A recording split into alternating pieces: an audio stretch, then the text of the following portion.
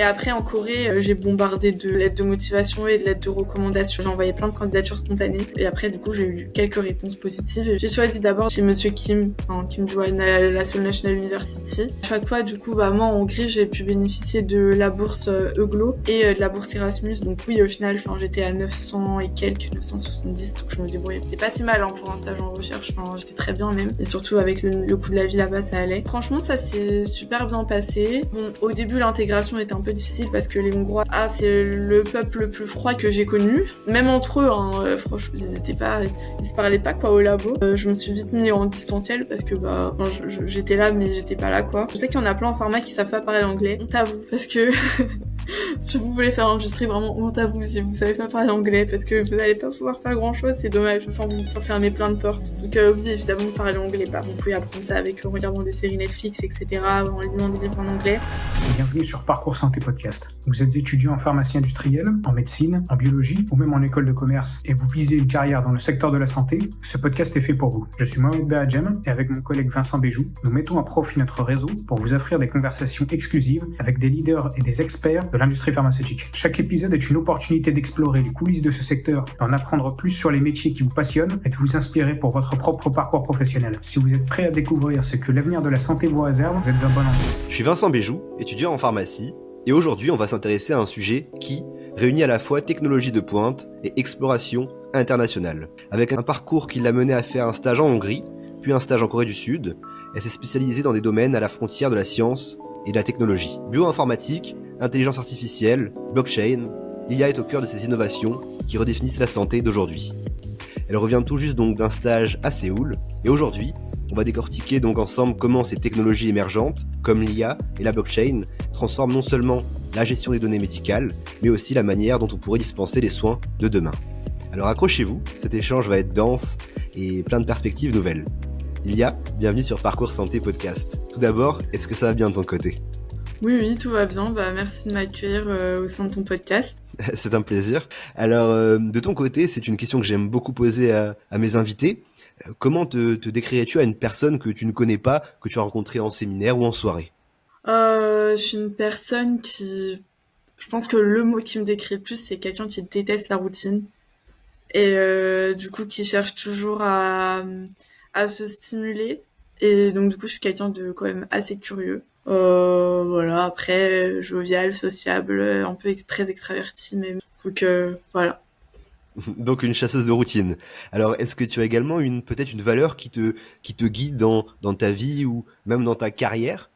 Oui, pour moi, ce qui me stimule dans ma carrière et ce qui fait que je fais ce que je fais aujourd'hui, c'est vraiment, je cherche toujours à apprendre davantage justement en fait, au sein de ma carrière, je cherche un métier qui me permet d'apprendre toujours davantage et où je me repose jamais sur mes acquis. Parce que justement, du fait de cette curiosité que j'ai depuis toujours et du fait aussi de avoir un peu cette peur de la routine, je cherche quelque chose qui me stimule intellectuellement et un métier dans lequel je peux toujours apprendre de manière continuelle. D'accord. Et j'ai beaucoup aimé ton profil parce que j'ai l'impression que tu n'as pas peur, tu te diriges et tu aimes le voyage, combiné Ouais. aussi donc au domaine professionnel. Et il vient d'où ce profond désir de découverte et aussi de nouvelles aventures ? De plein de facteurs, déjà de mes origines, parce que mon père est d'origine algérienne et ma mère est d'origine de d'ex-Yougoslavie et de Russie, on va dire ça comme ça, puisque c'est un peu compliqué. Mais du coup, depuis que je suis petite, je voyage, soit dans les pays de mes parents, j'ai fait beaucoup les Balkans. Et ensuite, depuis que je suis petite aussi, j'ai eu plusieurs expériences à l'étranger en étant toute petite. À l'âge de 4 ans déjà, j'ai vécu 1 an à Djibouti. Ensuite, de mes 9 à 11 ans, j'ai vécu au Liban. Du coup, là, avec l'actualité, ça me fait un petit peu. Mais voilà, en tout cas, j'ai vécu 2 ans au Liban. Donc j'ai toujours eu 7 ans. Et après, mon père aussi, il a toujours eu une forte appétence pour le voyage. Donc j'ai vraiment beaucoup voyagé, même de manière récréative avec mes parents. Donc je sais que c'est une chance et du coup, j'essaye de continuer au mieux dans, dans ma vie d'adulte.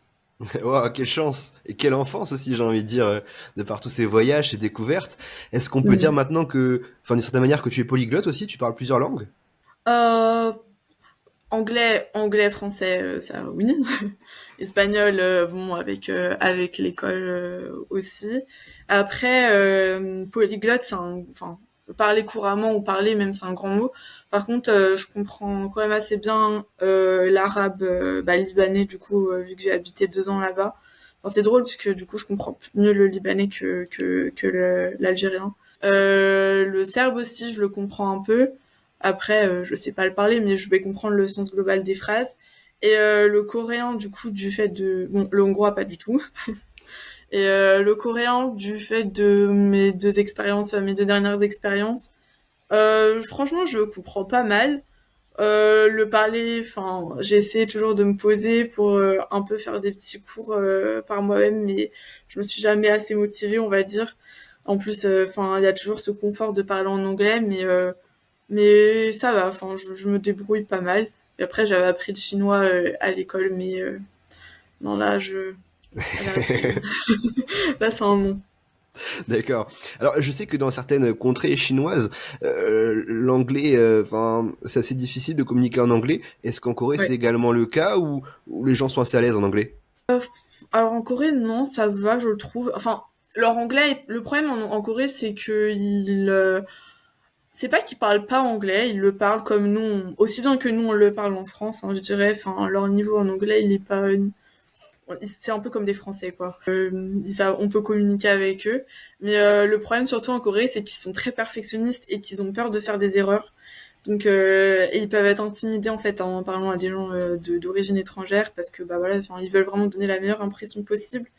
Et du coup, des fois, ils osent pas venir te parler ou ils sont un peu mal à l'aise ou ils font comme s'ils parlent pas anglais. Mais après, il faut juste leur dire mais c'est pas grave, moi aussi. Enfin, bon après moi ça va, mon niveau d'anglais il est quand même assez bien, enfin je leur dis c'est pas grave si tu sais pas si tu sais pas bien parler anglais, moi mon coréen il est encore pire donc voilà, faut un peu les mettre en confiance et après ça va. Mais oui, au début c'était un peu difficile. On reviendra sur l'épisode de la Corée un peu plus tard dans l'épisode.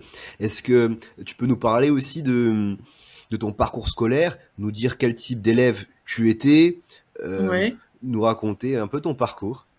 Bah à l'école, enfin collège, primaire, etc. J'étais quand même très studieuse parce que mes parents sont enseignants, donc il fallait que je ramène des bonnes notes.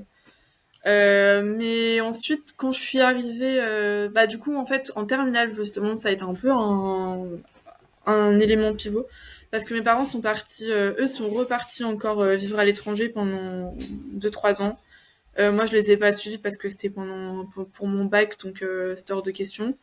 Mais du coup, à ce moment-là, j'ai vécu chez ma mamie, donc j'étais un peu plus tranquille, un peu plus libre. Et donc là, je me sens un peu plus reposée sur mes acquis. Et bon, enfin, j'étais quand même très scolaire, hein, j'avais des bonnes notes, mais voilà, enfin, en fait, je me reposais plus sur les facilités que j'avais. Donc, quand j'ai fait ma première année de PACES, du coup, bah, enfin, à l'époque, c'était PACES. J'ai raté ma première PACES parce que bah, c'était un peu la liberté, quoi. Donc voilà. En plus, de toute façon, enfin, je me suis lancée en PACES, mais c'était pas forcément ce que je voulais faire. C'est un peu particulier, mais moi, ce que je voulais faire, c'était faire de l'animation et intégrer l'école des Gobelins. Mais voilà, enfin, c'était pas dans les plans de mes parents, donc du coup, j'ai fait PACES voilà, pour faire PACES. Et au final, quand j'ai eu la deuxième année, je me suis remis dedans un peu plus. Et quand j'ai eu pharma, j'étais super contente. Euh, Même si au début, j'avais commencé pour faire médecine, parce que justement, le seul domaine qui pouvait m'intéresser, c'était l'oncologie, parce que je me disais justement, bah, c'est un milieu, c'est un domaine dans lequel on apprend régulièrement. Enfin, je veux dire, il y a toujours des découvertes en onco. Euh, Au final, quand j'ai eu pharma, j'étais assez contente parce que vu le panel de métiers qu'on pouvait faire, et aussi du fait que c'est la seule branche en PACES qui permettait où on pouvait avoir l'opportunité de vivre à l'étranger de manière plus simple enfin, sans passer mille et une équivalences comme on peut l'avoir en médecine ou en dentaire ou je ne sais quoi. Donc moi, j'étais vraiment super contente. Et voilà. Et après, en pharma, bah, c'était du bachotage, quoi. Comme les études, enfin, c'est du bachotage de toute façon en pharma. Moi, mon objectif, franchement, c'était, enfin, je sais pas si comme j'étais à Châtenay, je sais pas si vous savez comment il était le campus, mais il était vraiment glauque. Du coup, ouais, c'est des vieux bâtiments. Voilà, la vie étudiante là-bas, elle est bien fournie, mais franchement, le campus était bien glauque. Donc, mon objectif, c'était vraiment de finir le plus vite possible sans avoir de rattrapage pour être en vacances le plus rapidement possible. Et aussi, du coup, de pouvoir commencer ce projet de partir à l'étranger, parce que ça, je le savais que je voulais vraiment partir à l'étranger après ma 5 au moins, enfin faire une césure ou quelque chose comme ça. Et du coup, ça m'a toujours motivée dans mes études et aussi à réussir, enfin à passer mes années le plus rapidement possible sans rattrapage. Donc du coup, j'ai jamais eu aucun rattrapage. J'étais pas la meilleure des élèves, mais j'étais pas la pire non plus. J'avais mention assez bien souvent, je crois. Et après, en ce qui concerne du coup mon orientation et comment j'en suis arrivée à là où j'en suis actuellement, pareil, c'est aussi un peu brumeux. C'est de base, je voulais faire du marketing cosmétique, donc rien à voir. En fait, j'étais très intéressée par la skincare coréenne à l'époque, et c'était pas du tout trendy comme ça l'est maintenant. Et du coup, mon objectif, c'était, bah, j'avais aussi cette fibre entrepreneuriale. C'était de peut-être faire d'importer, ou enfin de faire en sorte d'importer, ou d'ouvrir un peu le marché européen à la cosmétique coréenne. Bon, je vous ai fait de constater que ça a été fait depuis bien longtemps. Et du coup, je faisais que des yeux spécialisés en dermato. Et, et en fait, après, bah, j'ai vu que c'est devenu trendy, donc bah, c'était plus dans mes objectifs. Parce que moi, ce que j'aime, c'est être en avant, en fait, enfin, de toujours anticiper les effets de mode, on va dire. Donc un peu avant-gardiste et innovatrice alors, d'une certaine manière. Ouais. Mais d'ailleurs, c'est marrant parce que je sais pas si tu connais les MBTI. Non, tu connais pas, c'est des tests de personnalité. Bah, c'est très populaire en Corée, du coup, et même en pharma, on nous l'avait fait faire. Et mon MBTI, c'est innovateur. Donc, du coup, c'est drôle. Ouais. Et je te coupe, je vais arrêter de te couper. Tu nous as parlé un peu de l'industrie. Pour toi, ça a toujours été une évidence l'industrie ou tu t'es dit pourquoi pas Ah, si. me lancer vers l'officine, peut-être Non. l'hôpital, l'internat? Non, l'officine, enfin industrie toujours. Ah non, j'étais full Indus, pas parce que ça m'intéressait plus, mais juste parce que je savais que je pouvais vivre à l'étranger en faisant Indus. Du coup, moi j'étais full Indus. Enfin, en arrivant en pharma, je savais que j'allais faire Indus, mais juste je savais pas trop quoi faire. Après, du coup, en quatrième année, j'ai voulu faire peut-être la data analyse ou de la BI, enfin business intelligence, parce que enfin je savais que tout ce qui était programmation, ça allait c'est quelque chose dont on allait avoir besoin dans nos futurs métiers, et je Bien voulais pas sûr. être dépassée en fait dans 10 ans. Et bah enfin tout à l'heure on en parlait avant le podcast, mais du coup ce que je disais c'est que le problème enfin moi je trouve qu'il y a quand même un petit problème dans les études de pharma. Elles sont enfin pour ce qui est de former à des métiers tels que l'officine ou l'hôpital, c'est vraiment enfin c'est fait pour quoi. Mais dans le milieu de l'industrie, à part quelques métiers genre AR, voilà, je trouve qu'on est, il manque, ça manque un peu de modernité, je dirais, parce que moi je trouvais ça quand même inconcevable qu'on n'ait pas de cours de prog en fait en pharma, sachant que c'est au moins en indus, parce que sachant que c'est quand même quelque chose qui peut être utilisé, enfin le R, ça c'est utilisé pour par exemple pour le market access, et même enfin je suis sûre que dans plein de métiers, enfin à venir, on va avoir besoin de ces compétences en programmation. Ouais. Alors je sais qu'à Nancy, on a des yeux qui nous permettent de faire la programmation en parallèle Ah, donc des yeux un peu généralistes. Vous avez pas eu cette possibilité sur Paris? ah non, bah du coup vous êtes peut-être que c'est nouveau, je sais pas, ça date de quand? Sur Nancy, enfin depuis ma P2, hein, quasiment depuis ma P2. Ah ouais? Ah Après, on bah a une non, faculté qui est quand même assez moderne, mais pas extrêmement tournée vers l'industrie par rapport à vous, et c'est dommage. Mais là ouais, on a c'est quand même ça. cette chance d'avoir ces cours un peu facultatifs, mais qui apportent une grande valeur, j'ai envie de dire, à l'étudiant.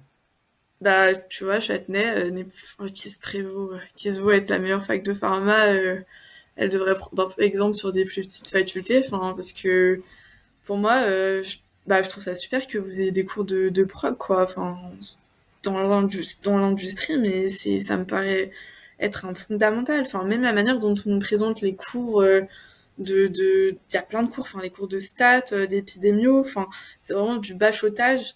Et en fait, on ne montre pas l'intérêt que ça peut avoir dans nos futurs métiers. Enfin, on se projette pas assez. Et parce qu'on est tellement dans un engrenage que on voit, en fait, on a tellement de cours qui vont nous servir ou pas en fonction de nos spécialités que du coup, il y a des cours dont on voit pas l'utilité. Et moi, personnellement, je regrette de pas m'être plus intéressée à mes cours de stats, à mes cours d'épidémio aussi. Enfin, en tout cas, là, pour mon métier actuel. Mais je pense que en market access, je reprends market access parce qu'en plus, c'est hyper trendy. Enfin, je sais qu'il y a plein d'étudiants qui veulent faire ça. Mais pour moi, enfin, ça aussi, enfin, ça me paraît être des fondamentaux pour ce genre de métier-là. Et ouais, je sais pas. Enfin, je pense que la manière dont sont amenées les choses, c'est compliqué, mais du coup, oui, on n'avait pas de cours de prog. Donc moi, j'ai dû apprendre toute seule à coder. Je me suis un peu intéressée à toutes ces filières par moi-même en plus, parce que à Châtenay, on est très bon en Indus, mais enfin, on nous présente grosso modo 4 5 voies.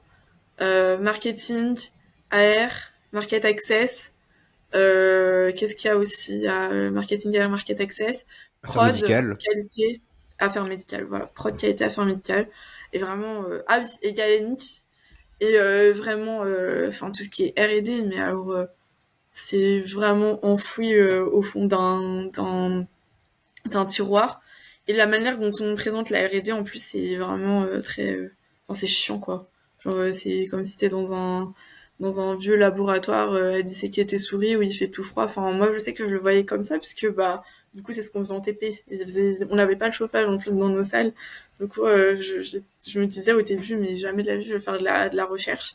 Et au final, bah, c'est exactement ce que je fais maintenant, mais je l'aurais jamais envisagé de cette manière-là, par exemple. Donc, je trouve ça dommage de pas un peu s'actualiser sur certains domaines. Et ensuite, tu as dû faire donc le choix d'un master. Tu t'es tourné vers quel master en cinquième, enfin, en fin de cinquième année plutôt? Ouais, bah du coup, en 5K, moi, voilà, je pense que je voulais faire de la data analyse à l'époque, mais je voulais pas faire forcément de la recherche. Donc je savais pas trop ce que j'allais faire. Et puis au final, en faisant mon stage à l'hôpital, en biomol, j'étais en biomol. Et d'ailleurs, c'est une anecdote drôle, enfin, parce que, du coup, je t'en glisse une, mais c'était en gros quand on devait choisir où est-ce qu'on allait aller. Enfin, tu sais, à l'hôpital, on se répartit les postes.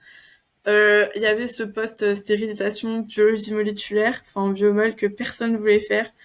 Et au final, je me suis sacrifiée pour le prendre parce que j'allais être prioritaire sur mon futur choix. Et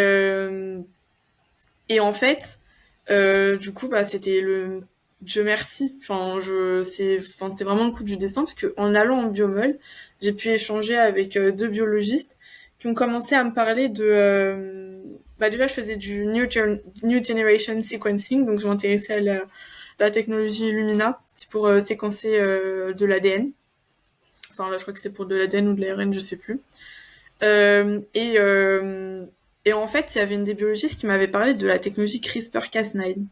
Et en fait, je sais pas si tu connais, c'est des Non, du tout. ciseaux Si tu peux nous moléculaires. éclairer un peu sur Bah, cette technologie. justement, tu vois, encore un truc que je reproche en pharma, c'est qu'en pharma, on nous explique comment les médicaments fonctionnent en biotech, globalement, mais on sait jamais comment ils sont créés. Et ça, c'était toujours hyper frustrant. Enfin, surtout, on nous rabâche les carticelles, les choses comme ça. On nous parle de carticelles, de nouvelles biotech, et sans vraiment nous parler de comment elles sont faites, en fait. Parce que oui, enfin, c'est magique quand on nous en parle comme ça, mais du coup, moi, ça me frustrait de pas savoir comment ça fonctionnait, et j'avais l'impression que c'était quelque chose qui était hors de portée pour moi.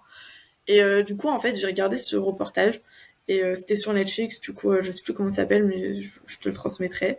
Et en fait, ça a été une révélation, parce qu'en fait, j'ai découvert que CRISPR-Cas9, en fait, un, de base, c'est un système, c'est le système immunitaire, en fait, de bactéries qui coupe en fait les antigènes de virus qui viennent les attaquer pour les mémoriser. Et du coup, c'est un ciseau moléculaire. Et donc ça, on l'a réutilisé. D'ailleurs, c'est une Française qui l'avait.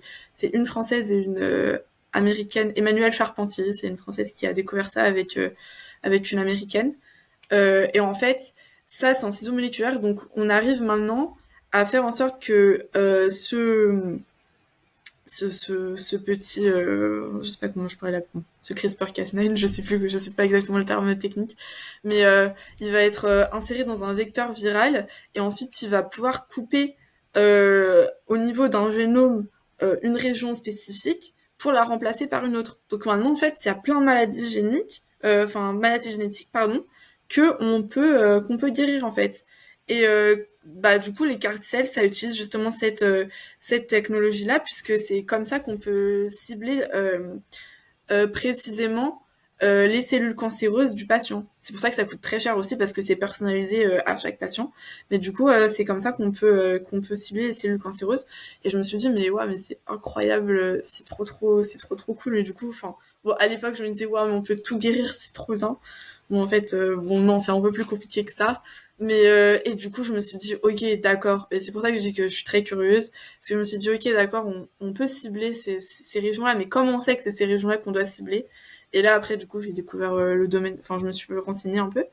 Et j'ai découvert, à l'époque, il n'y avait pas de chat GPT, ça aurait été plus simple, mais j'ai découvert la bioinformatique. Et là, je me suis dit, ah, en fait, c'est ça que je veux faire. Et du coup, c'est comme ça. D'abord, j'ai fait un stage. Hein. J'ai fait un stage en bioinfo en Hongrie. Après, j'ai fait ma césure en Corée parce que je voulais avoir un peu d'expérience vu que je savais pas coder, je savais rien faire. Et après, j'ai candidaté au master de bioinfo de Paris Cité que je recommande parce que ils sont assez ouverts sur des profils de professionnels de santé, comme les pharmaciens ou les gens en médecine. Ils sont vraiment top. Donc tu as voulu rester sur Paris pour poursuivre pour faire ton master 2. Tu t'es pas dit Ouais. pourquoi pas me lancer faire un master 2 à l'étranger Oh non. Non. D'accord. Oh non, D'accord. bah, je pense en France, on forme très bien. Enfin, en tout cas, sur tous les domaines de l'ingénierie, etc. Ce qui est compliqué, c'est plus au niveau du travail après les études. Mais franchement, pour aller à l'étranger, payer une tonne quand on peut avoir une très bonne formation en France et pouvoir repartir plus tard. Enfin, c'est qu'un an, donc. Alors je rappelle juste qu'actuellement tu es en train donc de réaliser ta thèse, tu es en train de d'écrire ta thèse, Ouais. enfin, la rédaction de ta thèse. Tu ambitionnes peut-être post-thèse, comment dire, de quitter la France pour travailler dans un autre pays, ou tu as déjà réfléchi à ce Ah projet oui, futur? ouais, c'est mon objectif. Oui, c'est même pas. Enfin, pour l'instant, là, je cherche un doctorat. Mais la France, on sait très bien que les doctorats manquent de financement. Enfin, en plus, c'est très compétitif parce qu'il y a très peu de place, en fait, très peu de financement, donc c'est beaucoup plus compétitif. Et même en termes sur place, c'est pour enfin, mendier de l'argent, non merci. Du coup, non, là, je préfère aller à l'étranger. Et même en termes d'opportunités futures, au niveau, on va parler salaire, hein, c'est aussi important. Au niveau du salaire, ça n'a rien à voir. Enfin, de toute façon, un doctorat à l'étranger est souvent mieux rémunéré, surtout en ce qui concerne la bioinformatique. Enfin, on est souvent en haut de la grille.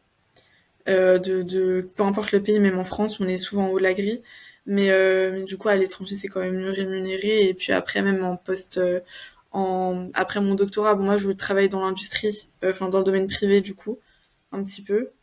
Après, peut-être me lancer en entrepreneuriat. Mais du coup, même là, après mon doctorat, je sais que je serais mieux rémunérée à l'étranger qu'en France, malheureusement. C'est dommage, hein. Oui, mais je comprends, c'est une triste réalité. Est-ce que tu as peut-être un pays d'expatriation qui te parle? Tu te dis j'ai envie d'aller là-bas? Euh, Pas forcément. Là, je suis juste, en tout cas pour mon doctorat, j'en cherche juste un en Europe. Plutôt tout ce qui est, comment ça s'appelle? En fait, là, je cherche pas forcément un pays, je cherche des endroits qui vont me former au mieux. Donc déjà, de un, ce qui m'intéresse, c'est les projets qu'on propose, parce qu'en fait, ce sont des projets déjà qui sont déjà financés, donc on a juste à postuler, et il y a on a juste à postuler. Du coup, là, ce qui m'intéresse, c'est plutôt Suisse, Allemagne, les pays nordiques, enfin, Suède, Danemark, Pays-Bas, Autriche, voilà. Ok, C'est plutôt t'es ouverte. Belgique aussi, ouais. Parce que bah, c'est là où on forme très bien. Et après, pour travailler, par contre, après mon doctorat, enfin, j'aimerais bien bosser peut-être 2-3 ans. Et même si c'est pas forcément le pays enfin, pour lequel j'ai la plus grande appétence, enfin, je pense que c'est quand même un pays qui va m'apporter beaucoup, c'est bah, les États-Unis, hein. Donc après, je pense peut-être partir aux États-Unis, ouais. Mais bon, ça sera dans un certain temps. Un futur projet donc. Alors les amis, si cet épisode vous parle, partagez-le avec quelqu'un donc de votre entourage qui pourrait s'identifier également au parcours de Lilia ou qui ambitionne de se lancer dans l'industrie pharmaceutique, tout simplement. Non seulement vous soutiendrez donc son travail, mais vous contribuerez également à faire grandir le podcast pour que l'on puisse toujours continuer à vous proposer des conversations de qualité. Alors Lilia, de ton côté, t'as vécu 2 belles aventures. Est-ce que tu pourrais déjà nous dire comment tu as réussi à obtenir ces stages à l'étranger? Parce que moi, là, actuellement, je suis en 5e année de pharmacie et Ouais, trouver des stages, c'est compliqué. c'est vrai. Je vais pas te mentir qu'en 5e année, au final, j'ai un peu galéré. Enfin, j'ai un peu galéré. Après, je sais, ça dépend le domaine dans lequel on cherche. Moi, en tout cas, je voulais vraiment faire un stage en bioinfo et comme j'ai dit, j'avais essayé d'apprendre un peu en autodidacte, mais j'étais pas du tout calée en programmation. Donc enfin, de base, moi, je comptais pas partir à l'étranger en 5e année, enfin, pour mon stage de 5. Je voulais chercher un stage en France. Maintenant, j'avais aucune compétence en prog et il y en a pas 1000 des stages en bioinfo, donc ils cherchent vraiment des gens qui sont déjà très, comment dire, enfin, qui savent déjà programmer. Donc du coup, j'ai cherché, j'avais quelques stages en recherche qui étaient intéressés par mon profil, mais c'était à défaut, quoi. Et en fait, un jour, j'ai ouvert un mail de la fac et ils proposaient ils avaient un partenariat qui s'appelait Euglo et ils proposaient des stages, comment dire, des stages en recherche dans plusieurs pays. Et en fait, en Hongrie, bah, il y avait 2 stages en bioinfo, donc j'ai candidaté aux deux. Les deux m'avaient pris. Bon, il y en avait un qui avait répondu avant, donc j'ai choisi le premier. Et du coup, c'était pas du tout dans mes plans de partir en Hongrie, et encore moins à Szeged, parce que c'est pas du tout Budapest, c'est une petite ville à l'est. Au final, ça s'est très bien passé. Ils m'ont formé Là, à ce moment-là, j'avais pu apprendre à coder en Linux et en R, par moi-même aussi, mais ils m'avaient un petit peu aidé. Et enfin, en tout cas, j'avais un peu appris la logique du code. Et après, en Corée, pour la Corée, je voulais aller en Corée en fait. Donc du coup, j'ai bombardé de lettres de motivation et de lettres de recommandation à des. Mais c'est un peu différent puisque c'est de l'académique. Donc en vrai, on peut faire des candidatures spontanées. Donc j'ai envoyé plein de candidatures spontanées. Et après, du coup, j'ai eu quelques réponses positives et j'ai choisi d'abord d'aller à chez Monsieur Kim, enfin Kim Joo-hyun à la Seoul National University. Et ensuite, du coup, c'est lui qui a pas mal de business. Il a 2 boîtes. Il a une boîte aux États-Unis qui s'appelle Cypherum, qui fait de la pharmacogénomique. Donc en plus, c'est en plein dans le thème. Donc en fait, moi, j'avais prévu enfin, c'est entre la Corée et les États-Unis. Moi, j'étais censée revenir en fait justement en Corée pour aller à Cypherum en stage. Mais en fait, le truc, c'est qu'il y a eu un crash. Enfin, il y a eu une grosse faillite euh, avec la Silicon Valley, la banque de la Silicon Valley. Je crois il y a eu des problèmes financiers parce qu'elle a été achetée par la Bank of America. Et du coup, ils ont eu un peu des problèmes. Ils étaient un peu dans le flou au niveau de leur stagiaire. Donc après, il m'a proposé de faire un stage dans sa deuxième start-up, enfin, qui est en train d'émerger petit à petit. Et du coup, c'est comme ça que je me suis retrouvée chez AV Chain. Et voilà. Et de ton côté alors, est-ce que tu peux nous parler un peu de ton expérience déjà pour commencer en Hongrie, nous raconter tes missions, Comment c'est passé? Est-ce que tu te sentais bien en Hongrie? Et est-ce que tu étais aussi rémunéré pendant ce stage? Euh, je réponds déjà pour tout au niveau de la rémunération. Quand on fait de la recherche dans le milieu académique, enfin en public, en stage, c'est rare qu'on soit rémunéré. À chaque fois, du coup, bah moi en Hongrie, j'ai pu bénéficier de la bourse EUGLO et de la bourse Erasmus. Donc oui, au final, enfin j'étais à 900 et quelques, 970, donc je me débrouillais. C'était pas si mal hein, pour un stage en recherche. Enfin, j'étais très bien même. Et surtout avec le coût de la vie là-bas, ça allait. Franchement, ça s'est super bien passé. Bon, au début, l'intégration était un peu difficile parce que les Hongrois, ils sont pas du tout. Ah, c'est le peuple le plus froid que j'ai connu. Franchement, même entre eux, hein, franchement, ils se parlaient pas quoi au labo. Du coup, moi, je me suis vite mis en distanciel parce que bah, enfin, j'étais là, mais j'étais pas là quoi. Je venais juste pour des réunions avec mon tuteur qui m'expliquait les choses. Donc là, ce que je faisais, je devais déterminer les différents stades de cancer de poumon en fonction, c'était du RNA sec, donc c'était de la transcriptomique. En fonction du coup du transcriptome, enfin, je devais chercher des marqueurs en fait pour déterminer ces différents stades. Donc j'ai pu le faire. Donc là vraiment j'ai été introduit au pipeline de RNA sec. Donc c'était vraiment c'était de la bioinformatique, on va dire. C'était pas du développement, c'était vraiment appliqué hein, à des cas cliniques quoi. Je sais qu'il y a un terme pour ça, mais je me souviens plus.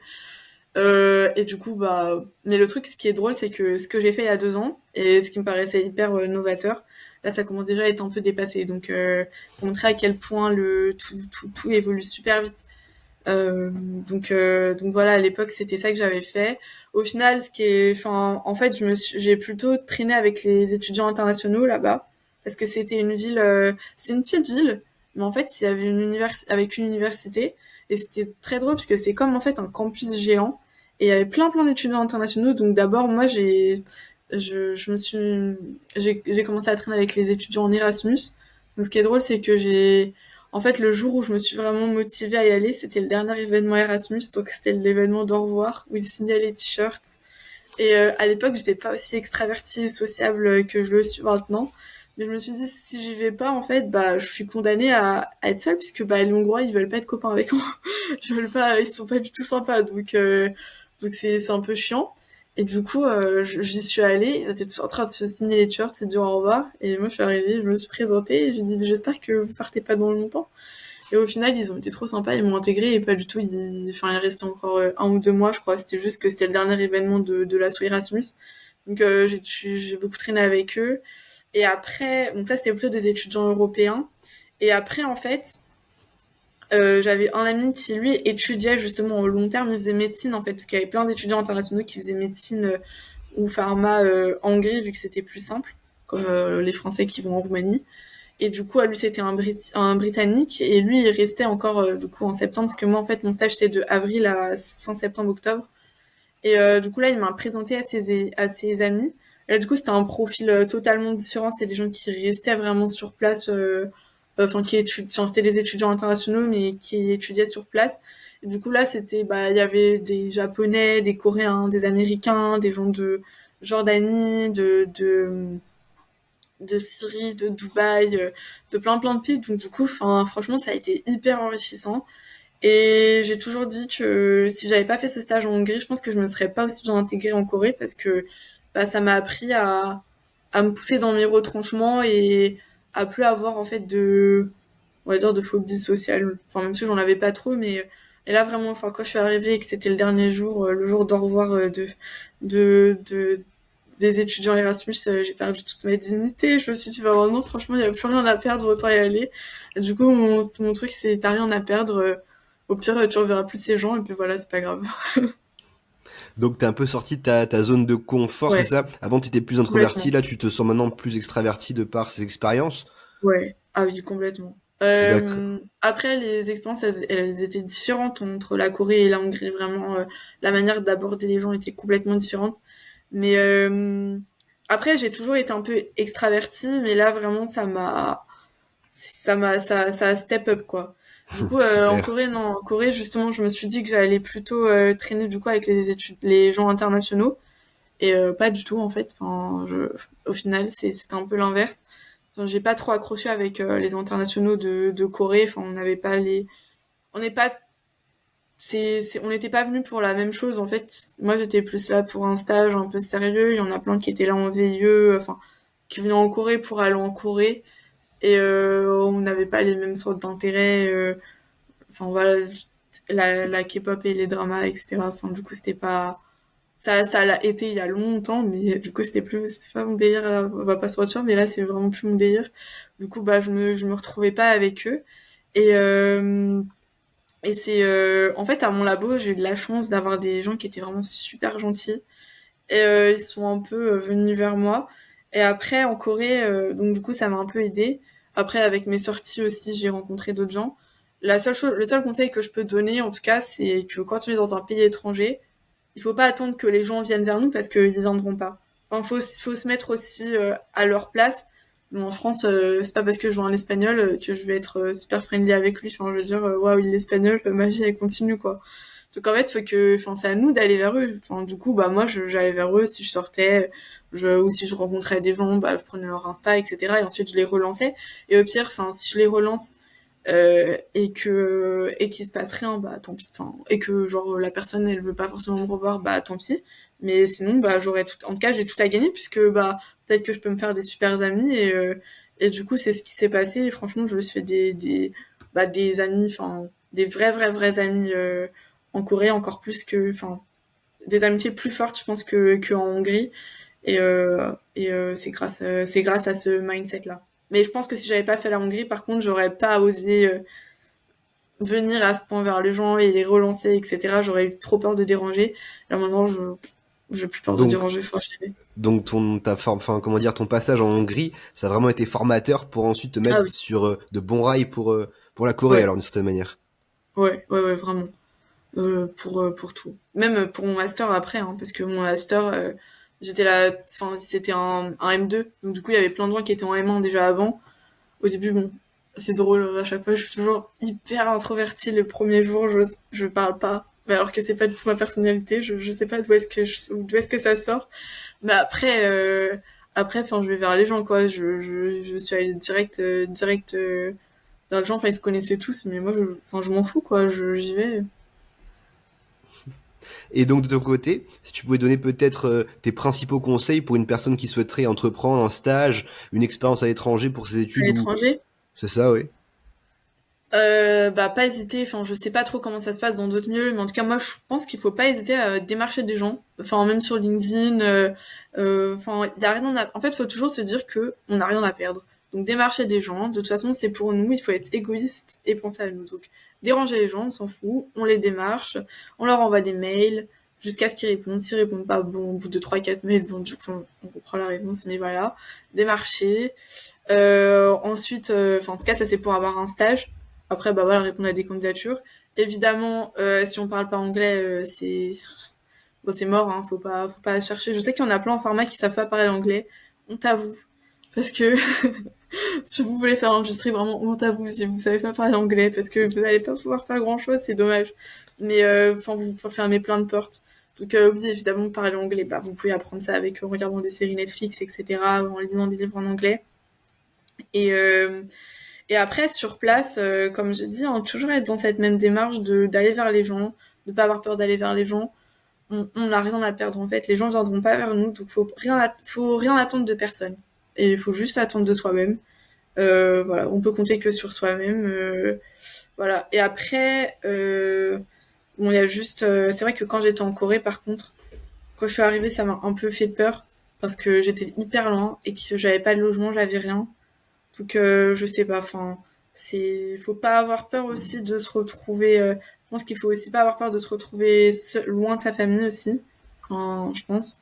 Faut être quand même aussi assez autonome parce qu'il peut y avoir plein de galères qui arrivent. T'as vu des Moi, galères toi en Corée?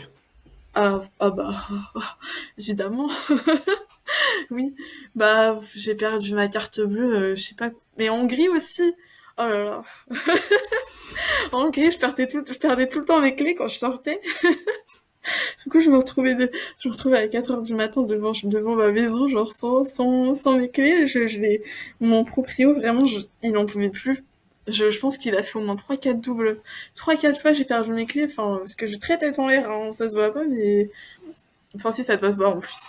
Mais du coup, j'ai perdu mes clés 3 fois, et en Corée, bon, c'était pas mes clés parce que Dieu merci, là-bas, ils ont des digicodes. Par contre, ma carte bleue, oh là là.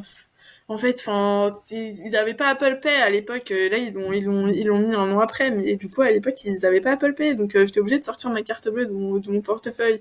Moi, je suis pas une fille à portefeuille et à sac à main. Enfin, moi, je suis une fille juste avec mon téléphone et je fais Apple Pay. Ah ouais, en Et Corée, du ils avaient coup, pas Apple Pay en 2023? non, parce que tu sais pourquoi?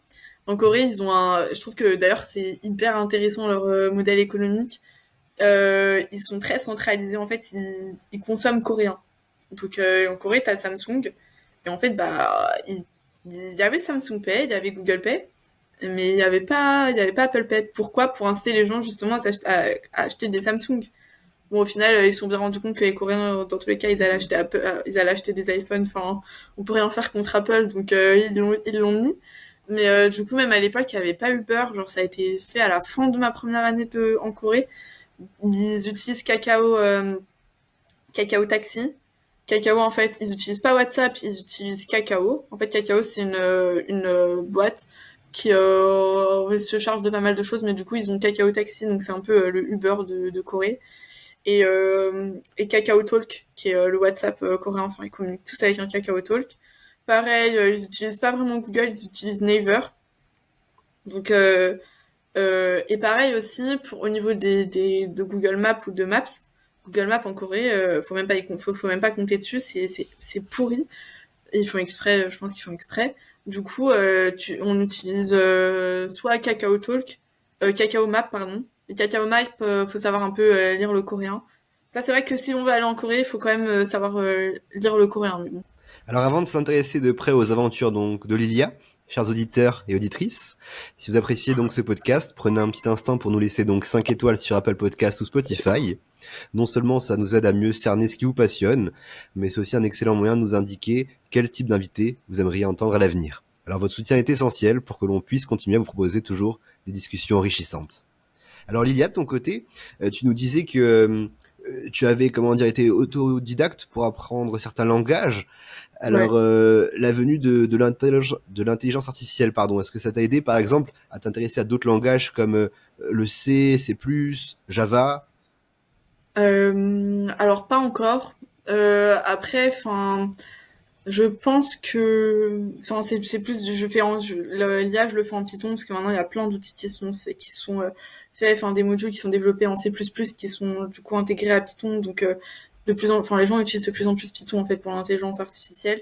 Même si c'est vrai qu'à terme, bah, moi j'aimerais vraiment m'intéresser, enfin savoir coder en C++ parce que c'est pas mal pour la gestion de mémoire et ça c'est très important en IA.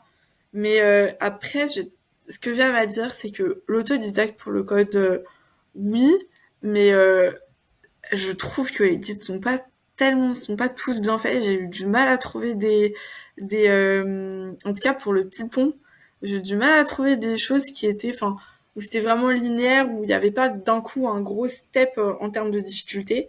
Et en fait, moi, le Python, j'ai appris ça avec un prof de mon master qui est incroyable. Enfin, il s'appelle Monsieur Fuchs. Et vraiment, le meilleur prof que j'ai jamais connu. Enfin, c'est un vrai passionné de programmation pour le coup. Et il a écrit tout un livre qui s'appelle Python pour la bioinformatique. Mais franchement, enfin, c'est adapté à tout le monde et tout le monde peut apprendre à coder en Python dessus. Enfin, c'est pas enfin, en tout cas, c'est vraiment adapté pour tout. Hein. C'est généralisable. Il n'y a pas besoin d'avoir des compétences techniques particulières, enfin des connaissances particulières. Mais du coup, lui, c'est en suivant son guide que j'ai pu vraiment me apprendre à coder en Python. Et en fait, bah du coup, les gens ils peuvent l'avoir en accès aussi parce il est accessible en PDF sur Internet. Parce qu'en fait, c'est tellement un passionné ce monsieur qu'il a vu avec son éditeur du coup de le publier en livre à la condition que le contenu soit aussi accessible sur Internet. Donc pas en format papier, en format en ligne, parce que lui, son objectif, c'est vraiment juste de généraliser la programmation à tous. Et vraiment, c'est top. Et d'ailleurs, même quand... Enfin, il s'en moque tellement, il a tellement pas d'intérêt financier que tous les bénéfices en fait liés à la vente de ses livres, il les reverse à Wikipédia. Donc... Ouais, enfin, mais c'est grâce à lui que j'ai appris à coder en Python. Donc je trouve que c'est un peu compliqué des fois de trouver des bons tutoriels. Mais oui, enfin, à terme, j'aimerais apprendre à coder en C. Tu nous parlais d'apprendre. Je sais que pour tout ce qui est langue, on peut s'appuyer maintenant sur ChatGPT. C'est Ouais. assez utile, même pour pratiquer directement. Pour tout ce qui est langage, donc de codage, est-ce que tu t'es aidé également de ChatGPT pour te donner des tutoriels, pour t'expliquer Ouais. comment est-ce qu'on fait? Oui, le code, c'est pas linéaire. On n'est pas dans Matrix, on n'est pas là, ou enfin, dans The Social Network, on n'est pas là hacké comme ça à la longue. Non, enfin, et c'est marrant parce que moi, du coup, j'ai connu le code avant et après ChatGPT. Parce que ChatGPT, c'est sorti en 2022, je crois. Et du coup, euh, en fait, c'est un super outil. Bon, avant, ce que je faisais, c'est que je cherchais dans les forums sur Google quand je buguais sur certaines fonctions. Et maintenant, oui, j'utilise ChatGPT. Après, est-ce que je le recommande pour des débutants en code? Non. Parce que pour moi, il y a une logique à acquérir quand même avant tout. Et il y a certains codes, du coup, qu'on doit avoir certaines bonnes pratiques qu'on doit avoir en codant. Et si à chaque fois on se repose sur ChatGPT pour développer pour faire du dev, bah, ok, c'est bien, mais qu'est-ce qu'on a appris? Enfin, moi, j'aime bien me dire ça aussi. Et du coup, quelle est la plus-value que j'apporte au final à ce que ChatGPT a fait? Enfin, puisque je suis censée être payée et être rémunérée pour un certain métier, mais au final, enfin, quelqu'un qui n'a aucune compétence, il peut juste tout googler sur ChatGPT, etc. Faut aussi garder un peu cet esprit critique au niveau de l'intelligence artificielle, même si évidemment, Jobs, ChatGPT et la version pro, je l'ai vraiment rentabilisé. Mais je pense que voilà, il faut toujours, faut quand même avoir un peu il faut quand même, je pense, acquérir d'abord la logique du code avant de se lancer direct sur ChatGPT. Merci infiniment Lydia pour cet échange passionnant sur tes expériences, ta vision donc des avancées technologiques dans le domaine de la santé en général. Pour ceux également qui veulent peut-être approfondir encore plus donc ces sujets de façon globale ou explorer le monde de la santé, donc n'oubliez pas de partager cet épisode autour de vous. Sachez également que donc tous les liens donc qui vous redirigent vers le profil de Lydia sont en description. Belle soirée à toi Lydia. Merci, bonne soirée.